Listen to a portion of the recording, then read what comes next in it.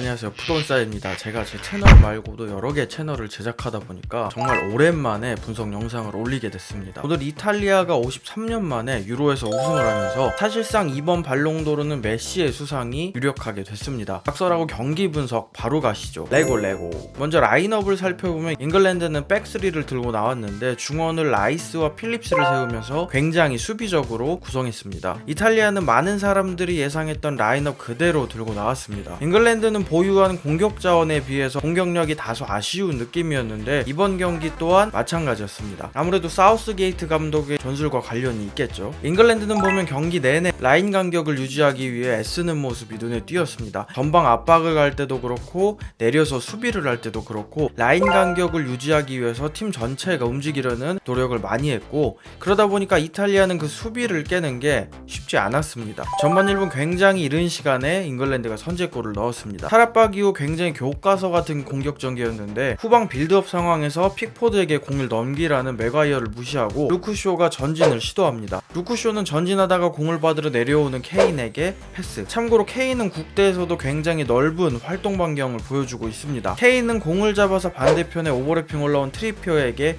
연결. 여기서 트리피어가 반대편에서 오버래핑 올라오는 타이밍도 굉장히 좋았죠. 이탈리아 입장에서는 압박이 풀리면서 안 그래도 공간을 크게 내줬는데 여기서 워커까지 트리피어 옆으로 돌아 뜁니다.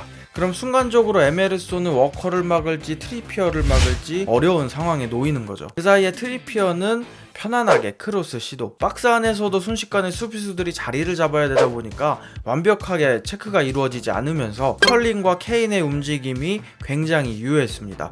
보누치는 스털링을 마킹하고 케인은 로렌조와 바렐라 사이로 움직이면서 옆에 있는 루크쇼에게 프리한 상황을 만들어줬습니다. 이후 트리피어의 크로스를 루크쇼가 마무리. 루크쇼의 슛도 뜬 공을 그대로 때린 게 아니라 피치 위에서 한번 튀고 올라오는 공을 눌러주면서 때리는 높은 수준의 킥을 보여줬습니다. 이후 경기 양상은 잉글랜드 입장에서는 이제 급할 게 없다 보니까 편안하게 약간 수비적인 운영을 했습니다. 이탈리아 또한 좋은 기회는 상대방이 압박을 실패하는 상황에서 나왔습니다. 잉글랜드가 전방 압박을 하는 상황에서 라인 간격을 유지하기 위해 수비 라인도 어느 정도 올라와 있는데 측면에서 키에사에 의해 탈압박이 되면서 잉글랜드 수비 진영에 공간이 발생했습니다. 키에사는 중앙에 생긴 빈 공간으로 공을 끌고 가다가 마무리까지. 이탈리아는 전반에 점유율, 슛 모두 잉글랜드보다 앞섰지만 유효슛을 제대로 기록하지 못하면서 공격적으로 좀 답답한 모습을 보여줬습니다. 그러다 보니까 이탈리아는 계속해서 중원을 거치지 않고 한 번에 상대 수비 뒷공간을 노리는 공격을 여러 차례 시도했는데 그나마 그런 장면이 조금 더 위협적인 모습을 보였고, 잉글랜드는 빈도수는 적지만 이따금씩 굵게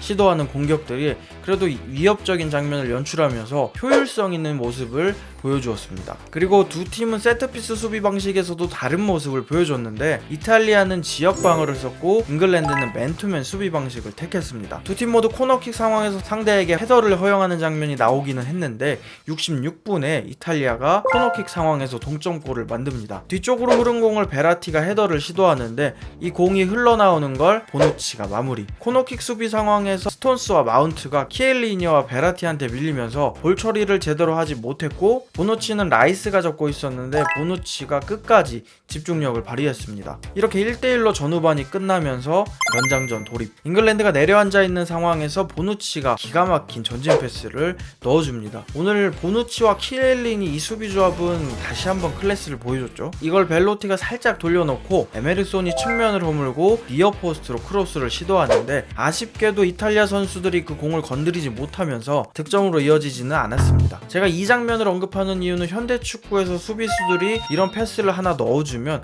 얼마나 위협적인지, 반대로 잉글랜드 수비진은 빌드업 상황에서 압박을 받는 순간 풀어나오는 장면이 거의 없었습니다. 사우스게이트 감독은 트리피어를 빼고 사카를 넣은 이후 포백으로 공격을 운영했지만 크게 효과는 없었고 연장전 종료 전에 승부차기를 위해 래쉬포드와 산초를 투입합니다. 하지만 사우스게이트 감독이 승부차기를 위해 넣은 래쉬포드와 산초 모두 실축을 합니다. 그리고 이탈리아의 키커는 현직 선수들 가운데 PK를 가장 잘 찾는 선수 중 한 명인 조르지뉴. 저는 솔직히 조르지뉴 나오는 거 보고 이건 끝났다 라고 생각했는데 여기서 픽포드가 이걸 막아냅니다. 그리고 잉글랜드가 꼭 넣어야 되는 상황, 키커는 사카. 그리고 실축. 저는 개인적으로 이런 중요한 결승전 무대에서 상대적으로 경험이 적은 어린 선수들을 이렇게 중요하고 부담스러운 뒤쪽에 배치했는지 좀 아리송하기는 하더라고요. 물론 결과론적인 이야기이기는 하지만 어쨌든 53년 만에 이탈리아가 유로에서 우승했고 대회 MVP는 돈나룸마가 받았습니다. 참고로 돈나룸마는 PSG로 합류가 거의 확실한 상황입니다. 반면 잉글랜드는 61년 만에 처음으로 결승전에 진출했는데 여러모로 아쉽게 됐습니다. 그리고 케인이 유로 우승을 하면 발롱 모른다 이런 이야기도 조금 있었는데 아무래도 발롱도르는 아르헨티나를 이끌고 코파에서 우승한 메시가 거의 확정적이지 않나 싶습니다. 그리고 케인은 더더욱 우승을 갈망하면서